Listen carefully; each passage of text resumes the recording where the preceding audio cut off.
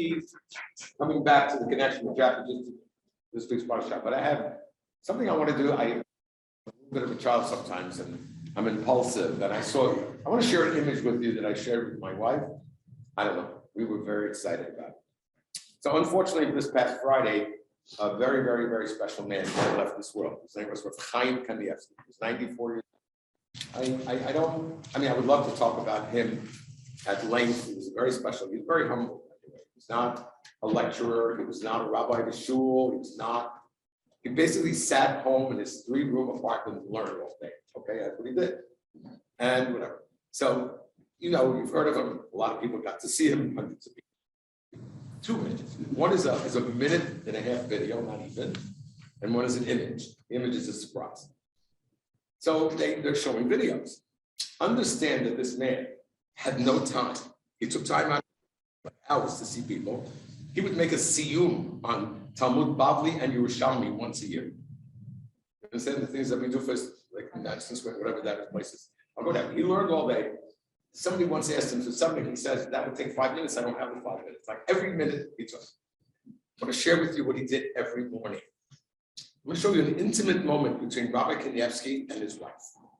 Ready? It takes me a little while to get there. And the fact that I'm actually going to be able to do this is a miracle, by the way. I'm proud that I actually got it on the screen. You want me to make it closer? Yeah, I'm going to do that.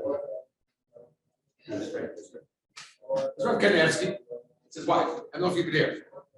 Every morning he would say Berchot HaShachar, so she would answer Amen. She said, Oh, wait. Don't take my surprise. Can you hear a little bit? Give it a minute.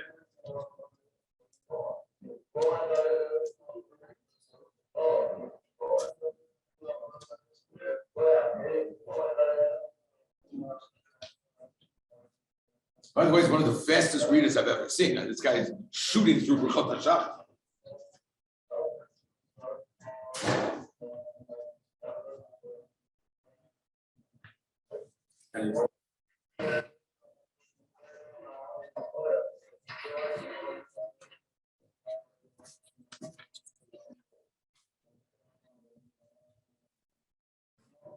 No.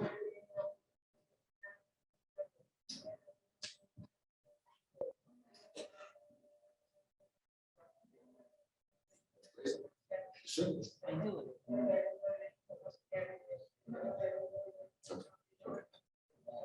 Do you understand? Instead of running to shul and being the first guy in shul, I don't know what time this is in the morning. This is what this rabbi did with his wife every morning. That's right. I'd like to see your husband's reaction. No, I'm serious. I don't do this. I think it's amazing. I think it's a beautiful thing. And I didn't see, I didn't want to play it the whole time. When she got to La Ya'ev Koach, that's one of the brachot, she went like this. And I'm not saying La Ya'ev, she went like this, La Ya'ev, like you're too tired, Rabbi, I thought it was very beautiful. The second and last image we're going to look is a picture. This picture was sent to me by a former student and his wife. Here it goes. Okay. You want to do it for me, Anna? yes. Just to please show the rabbi. Okay. Right.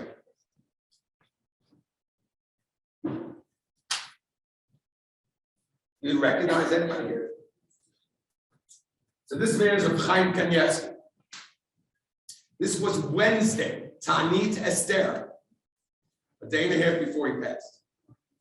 Let's follow. Bingo! Who's that? That's Morris Quick. That's Nathan and Erica's son. To talk about a moment. I told Nathan he's got to frame this and put it where. In Yiddish we say yechapt. You know what the chapt is? You know what the chapt used to be a so-called chapanash? Chap. He grabbed the opportunity. I'm trying to think, but I didn't have this conversation with Morris. I'm trying to think. The kid gets up. He's a Bnei Brak. They're in Yerushalayim. It's not in this there. Probably somebody said, let's go see if we can see Rav Chaim. And somebody would say, I didn't see a sneak in. And somebody would say, I'm trying to think. If you would not have done this is an opportunity of a lifetime to have a blessing from Rav Chaim Kanievsky. Well, you couldn't have 2 days. Very exciting for me. And the fact that it's one of our own was very nice. So just think about that. Just think about opportunities, right?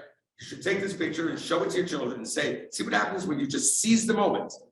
Yeah, I don't want to take old movies as sayings, but seize the moment. If you seize the moment, you never do it. Okay, Rabbi, enough with this inspiration. Okay, guys, before this is before and before.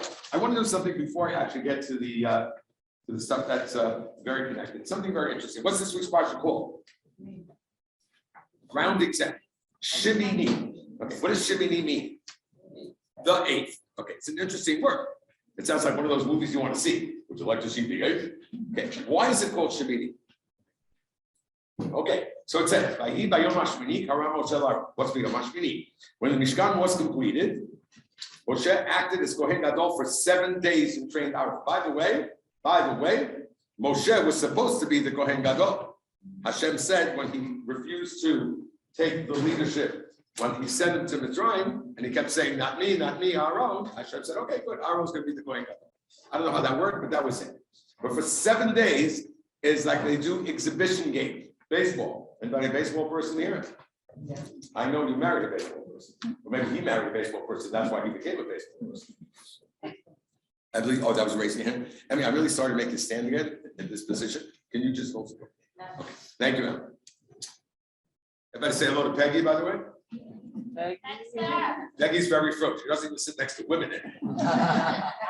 See what happens when we come to my class? So it's an exhibition. 7 days was training, and then it was, what do we call baseball after the exhibition? What was that? Adele. So proud. Opening day. We don't call it the 8th day. We don't say it's the 8th day of exhibition, right? So why don't we just say B'Yom Hukam HaMishkan? Why are we calling it the 8th day? It's not really the 8th day, it's the first day. And not only that, you're making a big deal out of it, you're calling the Parashat Shemini. So I'd like to offer something we always say, and let's say it again, but always, every time we talk. Let's read. Parashat Shemini is about the transition from the physical to the spiritual world. The purpose of the Mishkan is to be a place for us to attain divine levels above nature. Let's play number games. 7 represents physical. Teva, Mazat Teva, nature, because nature, the world, was created in 7 days. Well, 6. Correct, Shabbat is part of the 7. The moment you move to 8, supernatural. The moment you move to 8, you're out of physical. And once again, just to paraphrase, because words, the goal is to take the physical and bring it to the spiritual. That's the goal. And just like the Mishkan's goal is like that, it's an actual building, but the building is to get us into a higher spiritual. Take the building and make it higher. Take the Shabbat table and make it higher. Take food and make it higher. That's our goal. So it's Shemini following 7. That's why it's called Shemini. And that you see in the middle, we always say, Vasuli Mikdash, create for me a Beit Mikdash, the Shachanti B'Tocham. Do we need a physical thing? Yeah, we need it, but that physical thing is supposed to make us higher. So when we build beautiful shuls, ladies and gentlemen, it's not about the beauty of the shul. It's about the fact that we want to take the beauty of the shul and elevate. Take gold and elevate it. Take beautiful marble and make it into something more elevated. Everybody got the message? One quick thing, spiritual significance of the number 8. Did anybody think of other things in Judaism that are 8? Adele, you can answer every question? Okay, let's be honest. Adele called me last night and asked me what are the questions going to be, so she could be a big shot. What are you going to do? Café. No, help me out. Oh, okay, one thing at a time. Hanukkah, no. Hanukkah is the holiday of miracles, supernatural, chutz v'natzeva, number 8. Brit Milah is number 8. Also, a little tough for me to get it right now, but what's the concept? We're taking the physical world, you guys are with me a little bit, and you're making it holy. That's the whole concept. That's 8, and that's why it's called Yom HaShmini, and that's a lesson. Everybody got it? How good are we? Finished page 1. All right, let's get into it a little bit. So Dawn and I realized almost at the same time that there are things in this week's Parashat that are very, very, very important, okay, very important to what we're doing here today. And actually, I'm going to take something that I like a lot because it's a little bit misunderstood. I say it a lot, especially in Beit Avelim, and I want to focus it. And we're going to learn today that what we're doing right now, what Dawn just said, and what we're doing right now, what we did for Jack on that day, is the ultimate of what we're supposed to do. That's our goal, and it's in this week's parsha. Here we go. Vayichud b'nei Aaron. Now I'm going to start. Nadav Avihu, his two older sons. This was opening day. When we said it's opening day. Ish machtavto, they took the pan and they started the fire, which means what they were waiting for was fire to come down from heaven to take the korban, to take the thing. That was a sign that God is accepting. They took their own fire and they called it Vayakribu Lifnei Hashem Eish Zara. What's Avodah Zara? Foreign worship. What's Eish Zara? Foreign fire, meaning fire that didn't come down from heaven. There's a huge controversy. No, not controversy. There's a huge, many explanations of what is it that they did. I'm not going to focus so much on that. Bottom line is, I will a little bit later, but the bottom line is that they did something they weren't supposed to do. Now, of course, you're going to say to me, why did they do it? Okay, so obviously they had a very good reason why they did it. We can talk about that later. I got to get to a point that's so part of our life. But that's it, Hashem, and the fire came down, and it killed Nadav Ba'avi. Look at Pasuk Vav. I skipped it. Here it goes. Vayomer Moshe El Aharon, El Azar, and Itamar. So this is the father of the deceased and the brothers of the deceased. Rashechem al, guys, this is open Torah. Open Torah. This is God talking. Rashechem al tifra. Do not let your hair grow wild. Believe it or not, if you have a child who is very well groomed, maybe he was a Kohen one day. The Kohanim would take a haircut every morning. They would snip their hair, I don't know, whatever. You have to look nice. You're representing Hashem. Now, they're in Avelut, right? Onen. So you would think that they don't cut their hair, right? Rashechem al tifra. Don't not cut your hair. Why? Because that day was a holiday. There's no Avelut on the holiday. There's no Avelut on Pesach. There's no Avelut on these days. Okay? So God says, don't cut your hair. Don't not cut your hair. Watch my thumbs. What do we learn from that? That an Avel is not allowed to cut their hair. Hence the beard has no haircut. From this, it says Rashi on the spot. Mikan sha'avel asur b'tispor. Interesting. But now, did you guys get that? That was the two. I better got it. Ubigdechem lo tifromu. And don't tear your clothing. That's my focus in the next 10 minutes. Don't tear your clothing because it's up. What do we learn from there? If it's a non-holiday, there's an action that is connected to mourning, which is called tearing of the clothing. Everybody got that? This tearing of the clothing is early. If I say tearing the clothing when hearing something bad, any image comes to your head. Yaakov. You remember when Yaakov was told that Yosef was attacked by a wild beast? Take a look. Right? By Yakira, he recognized the code. By Yomer, Kitzonet, B'di Chayav Tarosh Torah Yosef, says the Pasuk, by Yikra, Yaakov, Simlo Tav. Yes. So there, very good. Yes, but there was no death there. He did it for mourning, right? But nowhere does it say we have to do that. We have to do that for the Pasuk. Got it? So let's be adults and let's be strong. What's the basis of this? Why? Why is there I don't want to say an obligation, but why is there an activity? All right, you want to? Okay. Yeah, I'm good. Okay. Thank you. Okay. What's the goal? Let's think the basic goal. I'm going to say something a little strong, okay? But we should understand what's going on. When a tragedy happens, when death happens, we have to find a balance. By the way, there are two explanations. This is the first one. On the one hand, the rabbis feel it's not healthy not to express emotion. Not healthy. It's not healthy to suppress feelings. We need an opportunity to express feelings. Not healthy to ignore it. Sometimes we do it as a defense. I understand that. But as the days go by, it's not. We need to confront a reality. On the other hand, we need not to do it in a destructive, negative way. Do you know that the Torah openly says that when somebody passes away, you're not allowed to scratch your body? Why would they say that? Because people did that. They would deface their bodies in sorrow, in depression, in wanting to show how sad they are. And that's the point.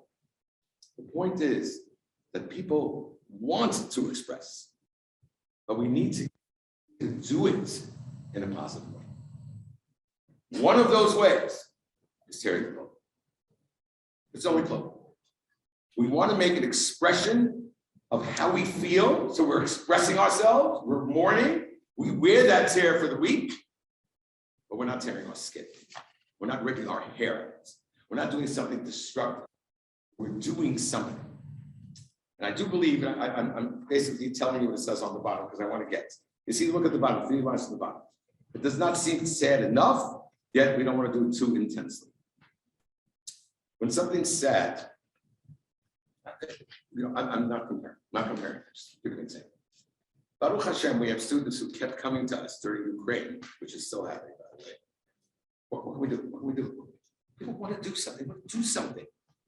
You know, things are happening. People are getting hurt. What can we do? What can we do?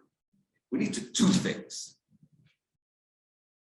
Learning is doing something. There's something higher than learning. I'll get to it. Giving tzedakah is doing something. How am I going to do this? Yeah, right. I just was trying to think if I should say. So I had a conversation with somebody who, as a child, had a rough time because one of his parents couldn't be there for whatever reason. He's now an adult. We spoke. And he told me about something that just happened that was very hard for him. Somebody in his family got killed. That what? Was killed by a car. And the driver was Jewish. And he had to make a decision, is he pressing charges or not? And he decided that he's not. Because he knows what it feels like not to have a father. This father has to go away. I was crying with him on the phone. In memory of the person that lost, he said, I'm going to do this. That's the mitzvah I'm going to do. That's my mitzvah. That's doing something. Now, sometimes it's not easy to do something. So the rabbis give us activities. Sitting on the floor, if you want to express yourself. So that's the tear. You guys with me? You guys all right? Okay, don't make me nervous. Now comes the part that I think is the most important. And this I say a lot. Ready? You can start the page. I want to move. Where it says the basics. Okay? We say Kaddish. We learn. We give charity. Right? Nothing greater we can do for the soul of those who are part of this world than to accept upon ourselves good deeds. By the way, if somebody can do a Kabbalah upon themselves, to do something better, do something stronger, that's really, really good. I get to that in a second. We learn Nishma, right? Elevation of the soul. We're learning. That's what we're doing here. Very nice. Increase. A common practice is to accept upon oneself an improvement in the observance of the particular mitzvah. Particularly merit is to establish a charitable fund or institution devoted to a positive goal, merited to the parties. Here we go. Okay, how about if I myself watch? There are things that we learn in life that make us a more learned person. There are the Torah that we learn in life that makes us smile. Well, that was nice. That's nice. That's nice. And then there are things that bang! It just gets me thinking. Did I scare you on that? Imagine being married to me. It gets you thinking, and this is one of them. And I say it all the time, and for me, it was very important in life. Here we go. I'm going to give you another explanation of why we tear our clothing. Ready?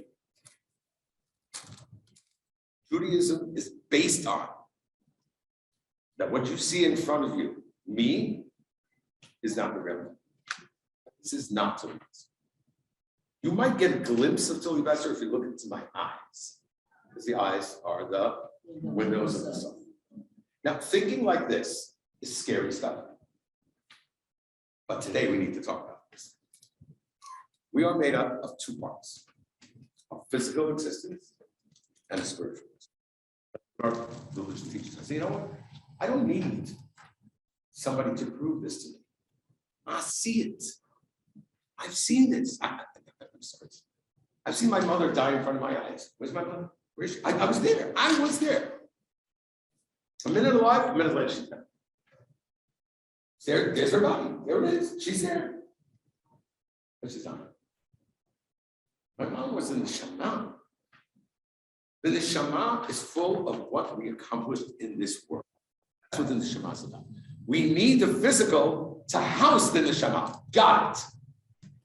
We believe that the neshama doesn't die. Now, where is it? I don't know. I was not there and came back. I can't answer that. But I'm convinced that it's somewhere. Convinced. And therefore, you believe it too. Otherwise, why do you keep eating and saying Lilu Nishmat? Don't tell me because you want to eat. Why are we doing this? Why do we learn Lilu Nishmat? Why do we put names all over the shuls in Lilu Nishmat? So we believe in this. And we believe that the neshama exists somewhere. And the only thing we can do for that neshama is to do something that elevates that neshama. You know, once a person passes, they can't elevate their own neshama. So the people that they leave in this world do things as a result of that neshama, which means that neshama impacted that world because of their existence. Got it? And I don't want to make it like a credit score. You know, every time we do something for the neshama, you hear ding, ding, ding, ding, because of that person. Where do we show this? When we tear our clothing. Okay? It's an analogy. Clothing is to the body as the body is to the soul. There it is. So when somebody dear passes away, we tear our clothing. Because what's the message, girls? What's the message? It's just clothing. Clothing is just covering the body. And the body is just covering the neshama. Now, let's be open. This is a very dear friend of mine. It doesn't take away the pain of somebody not being here. I'm not even suggesting that. It didn't take pain for me, for my father and mother. But long term, that neshama exists. It's big. And that's why everything we do, what we're doing today, is big. Now, you have a question in the back? Wow, that takes guts. Yes. You have to go a little louder.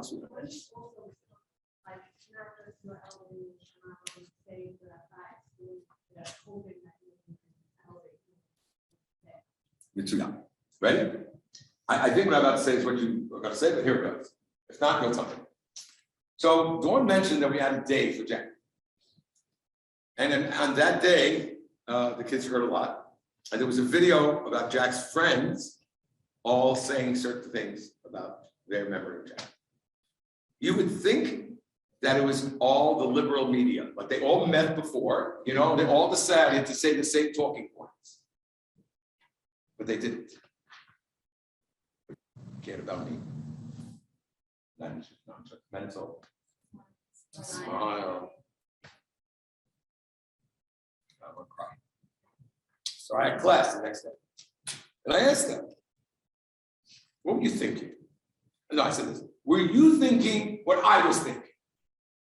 They go, what are you thinking? I said, no, you go first. We're all thinking, what are they going to say about me? That's what And they understood what's the most important part of life. Is it the car? Is it the house? Is it the hair? Even though his hair looked beautiful. Is it the hair? So what happened that day? Hundreds of kids became better people. What happened? Hundreds of kids became better people. They will be a better child. They'll be a better child, a better wife. That is the highest aliyat neshama that a person can get. More than food, more than tzedakah, more than anything. You know my concept when we go to Chesed Mission. We go to Kever Rachel and we cry our eyes out. We go to the Kever of a Rabbi and we cry our eyes out. What do we have? Avodah Zarah people? We're praying to the Rabbi? We're praying to Rachel? What happened to God? So if that's what you're doing, switch groups. Come to the Chesed Mission. No, we're going to a place that inspires me. I'm going to my father's grave because I remember my father. I remember what made it great. And now I'm real, it's real. And now I'm praying better because I'm a better person. That's what this is all about. And that's the biggest aliyah. There's nothing bigger than it. Nothing. And one of my favorite play on words, I'm sorry if it's a repeat. I love this. Nichum avelim. What's nichum avelim mean? Comforting the mourners, correct? Lenachem is to comfort. Is there a Torah in Hebrew that has the same shoresh of nun chet mem? It does. It says Vayinachem Hashem al hara'ah asher tiber lasol lamo. Does anybody know what that means? Vayinachem. Yafeh. Forgive. Change their mind. Hashem, does that mean God changed his mind? Change their mind. You know what that means? Do you know how you are menachem and abel? You know how?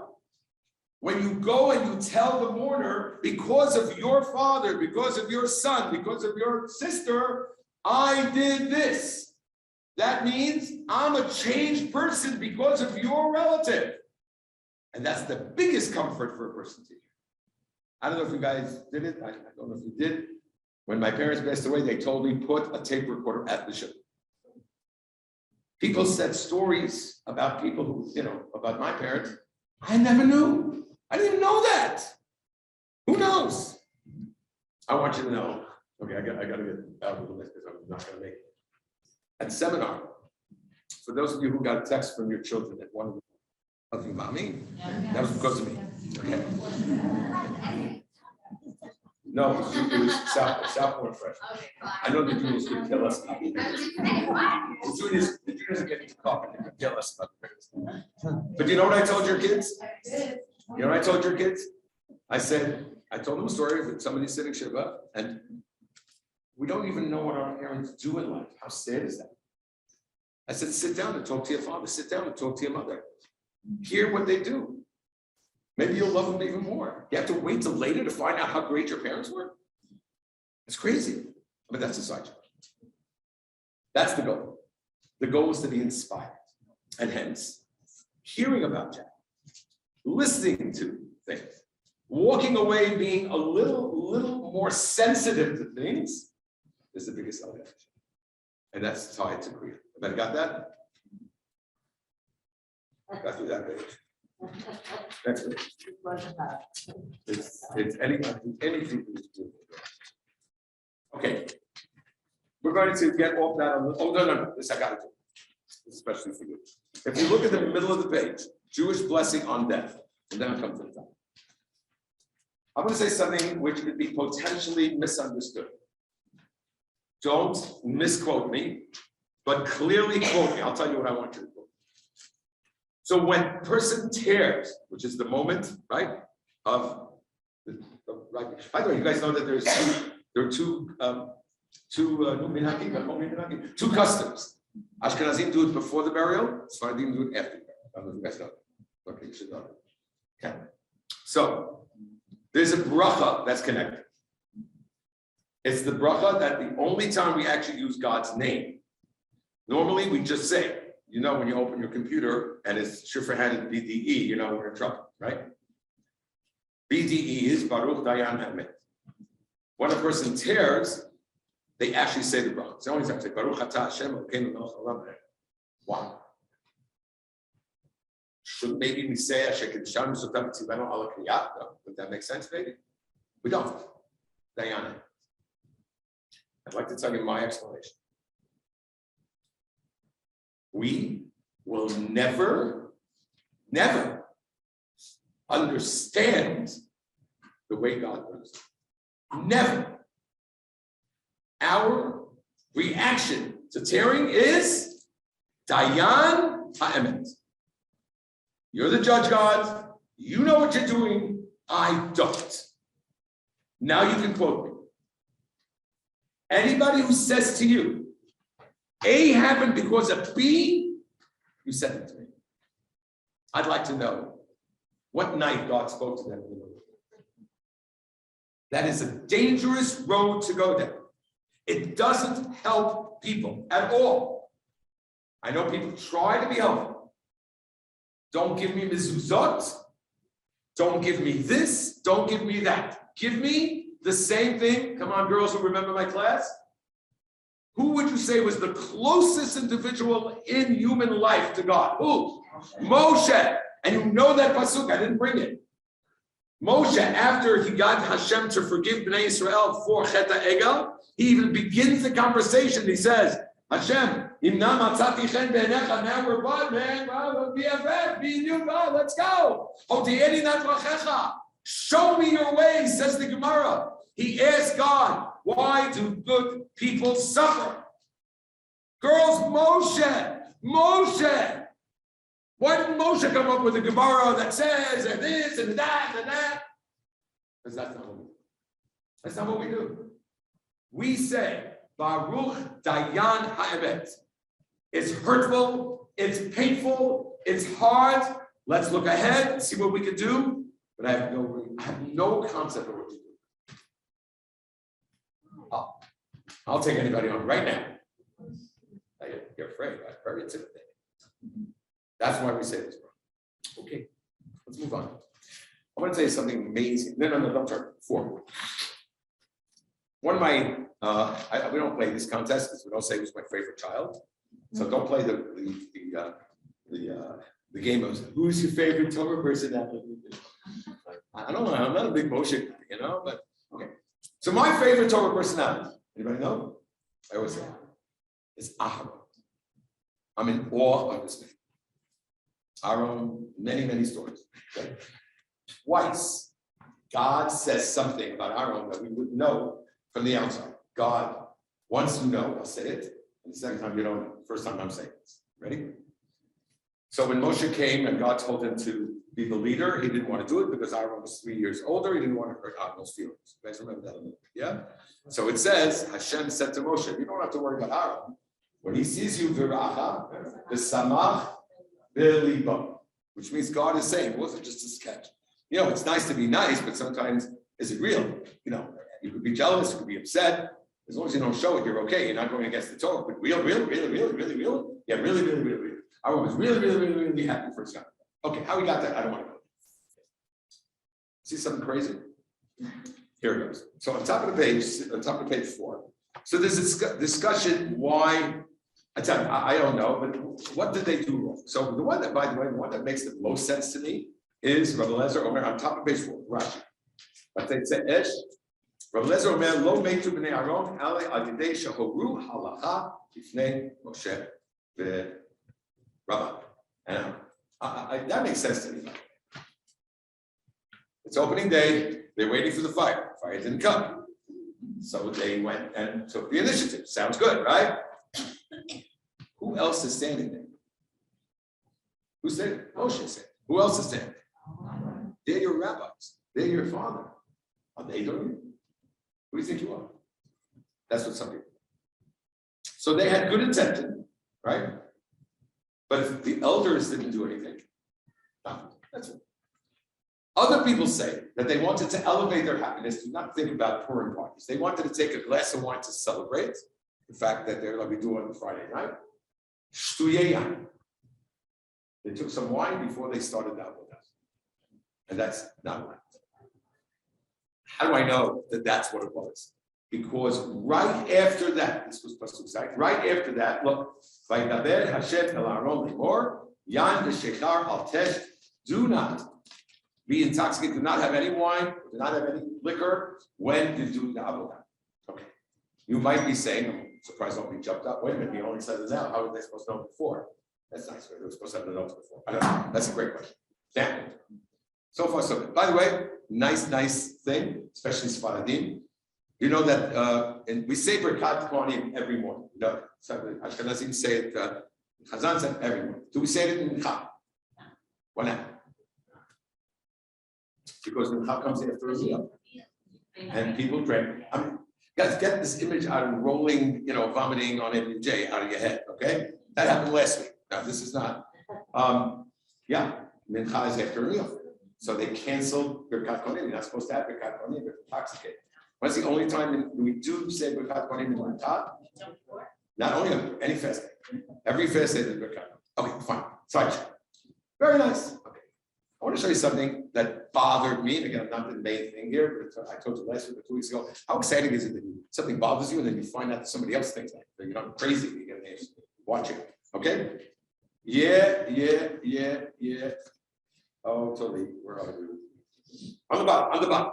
So when Moshe told Aaron, this is God's ways, God is doing his thing, he chooses who he chooses.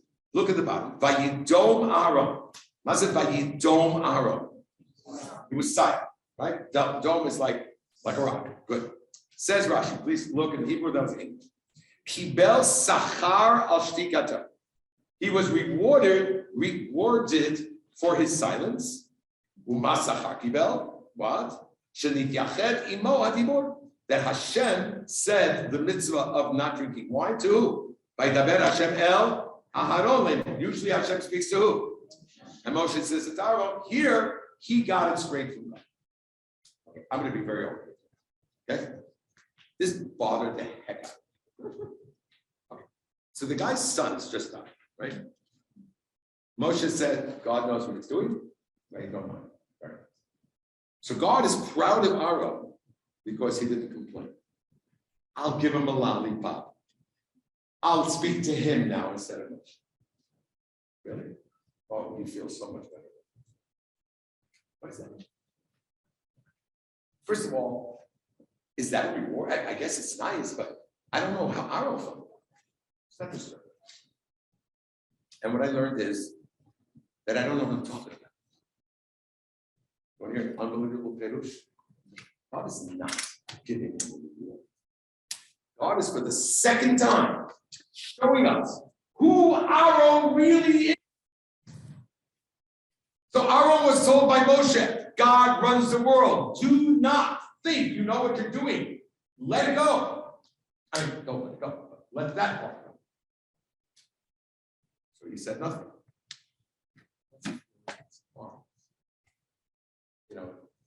Okay, God, is it real? Is it complete? So there's a rule. Can you look at the next page for a minute? You guys remember when Yaakov thought that Yosef was killed?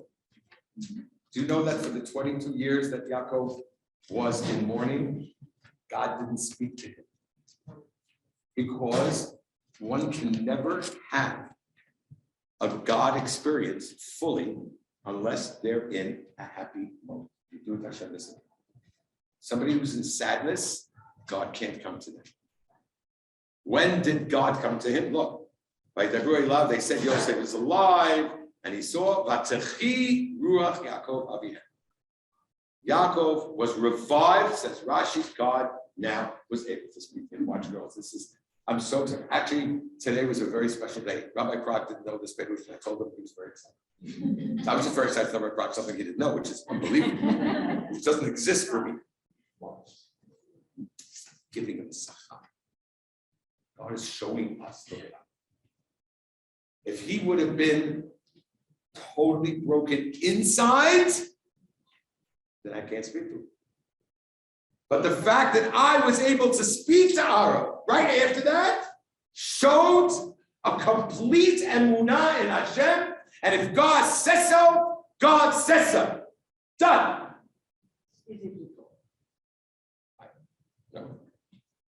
Aaron. But that's Aaron. Yep. But no one told Yaakov, Bikro Vayakadesh. They said there was no confirmation. By the way, just since you asked, I'll tell you some crazy people say. So people say that after a person dies, there is a concept of a little bit of concept of forgetfulness, a little bit. It's a brother. Never forgetting, but just he never died. So to Yaakov for 22 years, it was like that day. It's very deep. But that's our girls. That's why Aaron's my wife. And that's why, by the way, Aaron wasn't jealous. Why he wasn't jealous? What we said last. Aaron had 100%. And we're not. I don't know. I tell you, I try to think of my relationships. I've said this before too. I keep saying my parent out of this. You want to hear? If my father would have woken me up at 3 a.m. and told me to go do something which is so weird, so strange, so idiotic, unless I would think he became senile, I would do it. 100%. 100%. Not 99. He would tell me to do Akidat, I don't know, maybe he didn't like one of those great grandchildren, I'm not sure. But there is that level. That doesn't mean we don't miss them. That doesn't mean though that Nadav Avihu was not missed by Aaron, but that whole of why is closed. It's closed. Move on. Not move on. Remember, do things. But we got to get over that. That's hard. Okay. So in this week's Parsha, there's also kosher and not kosher. I'm going to go to town a little bit. There's a need to strengthen our kosher situations. There's a need to strengthen our children's kosher situations. I'm going to be very open and frank. So first of all, kosher is right there. It's right there. I mean, read. It's not like some rabbi in Poland made up that you can't eat non-kosher. That's not true. God gave us specific foods we're not allowed to eat. Specific foods we're not allowed to eat. We can discuss why. Before I do that, this is cool. I said this before. This is very cool. So the Torah says if they don't have split hooves, if they don't chew their cud, right? And then the Torah says there are four species that had one, right? One, you know that, right? That they only one is the camel, right? And the snake. There's a beautiful thought from Aish, always talks about kiruv, it's on the bottom. Prove to me, Aish does this in speeches for people who are not, religious. Is there proof that God wrote the Torah? Absolutely. This week's Parsha. If a human wrote this Torah, anyone, how dumb would that person be to write? There will never be any other animal other than these four that have one of these species. You're setting yourself up for a kill. Don't write that. Why are you doing that? That means whoever wrote these words knows for sure that there's never going to be another animal with one of those species. Amazing. One of their best speeches in Asia. With all due respect, open the shut case. No one would take that chance. That's just a side. It says, food you're not allowed to eat. What makes the world go round? Don't tell me love. What's above love? So it's called money. The food business is not interested in making Jews eat non-kosher. If you believe that, you're paranoid. They're not interested. They're interested in making money. Food produced with non-kosher products tend to be cheaper than kosher. Now what's going on, price-wise, forget about it. But it's a fact. Let's just take lard and vegetable oil. What is lard made of?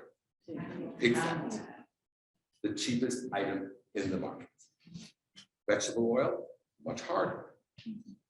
It's just a fact. Okay, can I just be open and very open?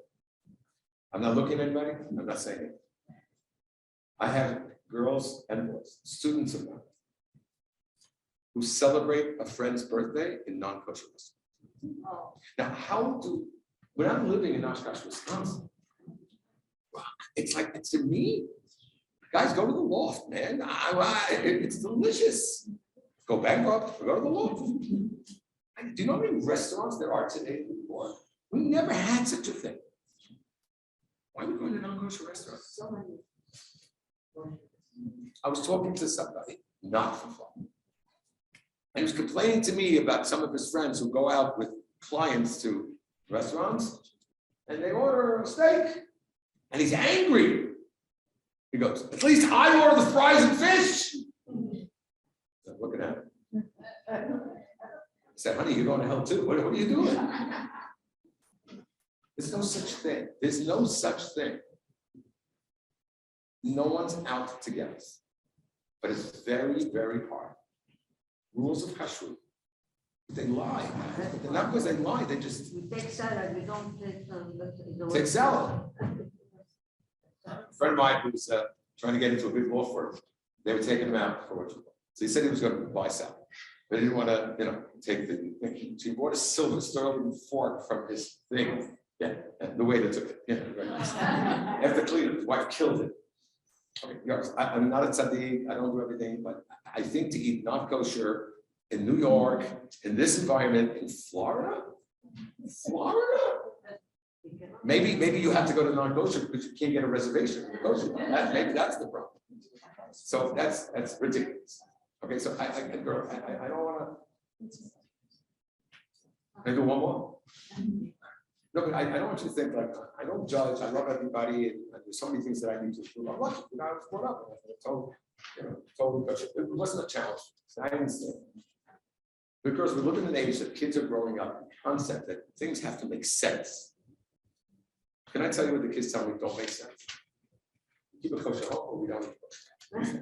What is that? I don't understand. Either it's about it or it's not about it.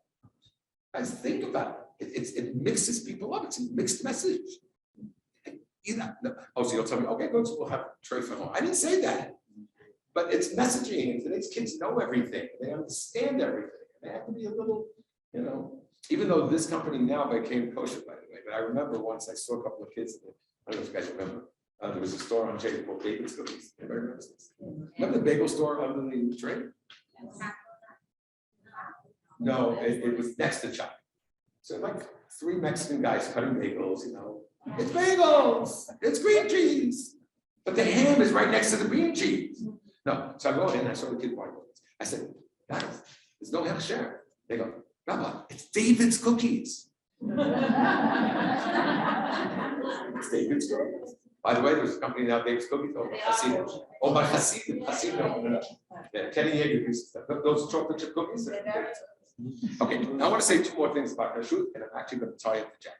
And I'm really going to just paraphrase. It's there. Everything is there. Okay, you can take it. But I just got to get this in. Okay. We talked about that the very first thing that Hashem told Adam and Chava, we talked about this last week, is you eat from this tree, you eat from this tree, you eat from this tree, you don't eat from this tree. Many messages. The biggest message is the only way to succeed in life physically is to learn to be self-disciplined. Self-disciplined. Do I know that pig has something in it? I don't know. What I know is that God laid laws for us to succeed in this world. There's a story many years ago about a non-Jewish person who wrote an article that she was in a supermarket, and a Jewish lady was behind her in the way, and this 3-year-old, 4-year-old kid said, "Mommy, can I have that?" When they have all the candy in front, "Mommy, can I have that? Can I have that?" And she says to the child, "It's not kosher." And the child says, "Oh." And the person said, "Where does this happen?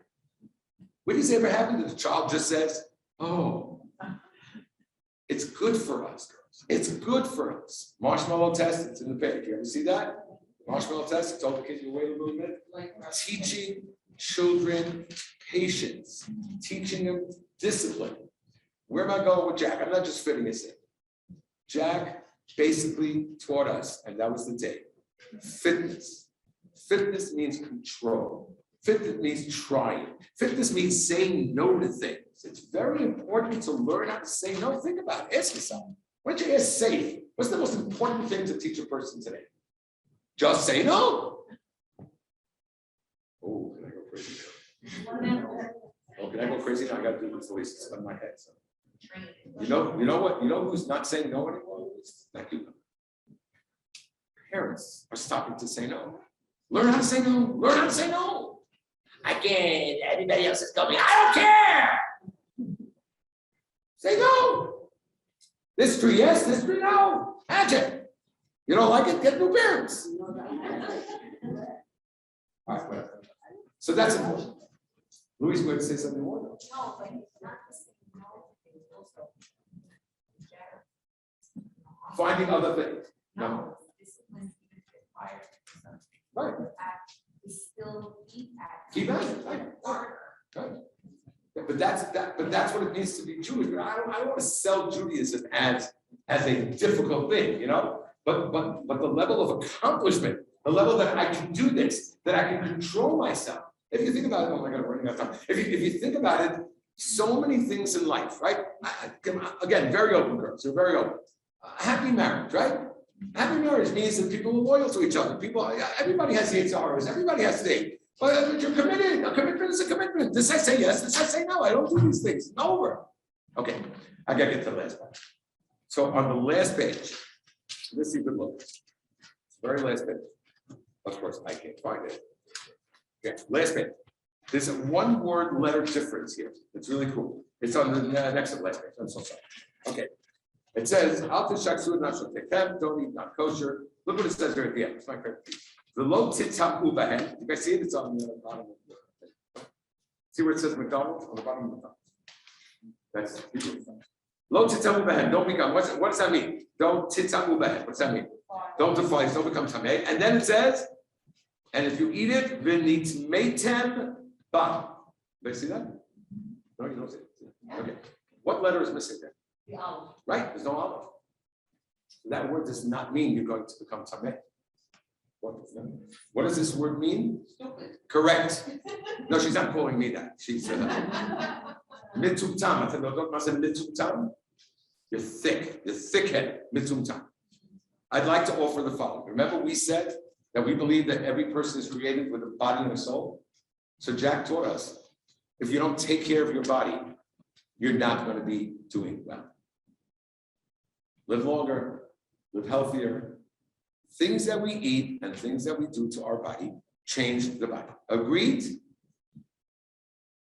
The soul is exactly the same thing. It is my belief that if a child, adult, eats not kosher, it thickens, it dumbs down the soul. Dumbs down the soul means, and I say this a lot, two people can show up at the kotel. One person is crying, and the other person saying, where's the shawarma? Why is he not being inspired? You know when a kid says to me, I go to pray and I don't feel anything? I actually say, are you careful with kosher? I believe that non-kosher food, it dulls it. You don't eat certain things before you run. You don't eat certain things before you work out. And you don't eat certain things if you want to be inspired. So we have to think about it. We have to think about it. It's not just not doing something. God created us. God created our soul. He created our body.